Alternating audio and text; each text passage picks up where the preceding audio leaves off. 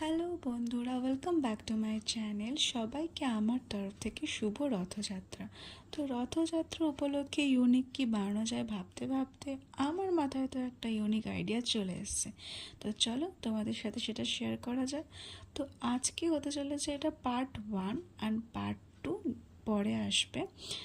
তো এতদিন টানা পরীক্ষা চলছিল, তাই আগের দিন পরীক্ষা শেষ হয়ে বাড়িতে ফিরে ভাবলাম যে কি বানানো যায় ভাবতে ভাবতে প্রথমেই আগে খাতা পেন্সিল নিয়ে বসে একটা রাফলি জগন্নাথ ঠাকুরকে একটা এঁকে নিয়েছিলাম।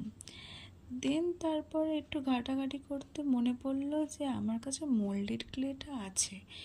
তাই মনে হলো যে জগন্নাথ ঠাকুরের অর্নামেন্টসগুলো মানে জুয়েলারিগুলো যদি একটু থ্রিলি লুক দেওয়া যায় মোল্ডেড ক্লের সাহায্যে। তাই যেমন ভাবা তেমন কাজ নিয়ে বসে পড়লাম মোল্ডেড ক্লেগুলোকে নিয়ে 3D লুকস দেবো বলে জুয়েলারিগুলো 3D লুকস দিতে দিতে আমি লাস্ট অব্দি জগন্নাথ ঠাকুরের পাগড়িটাকেও 3D লুকস দিয়ে দিয়েছি। তো আজকের এই পার্ট 1-এ আমি তোমাদের সাথে এটাই শেয়ার করলাম। Stay tune with me, next পার্টটা তোমাদের সাথে খুব তাড়াতাড়ি শেয়ার করব।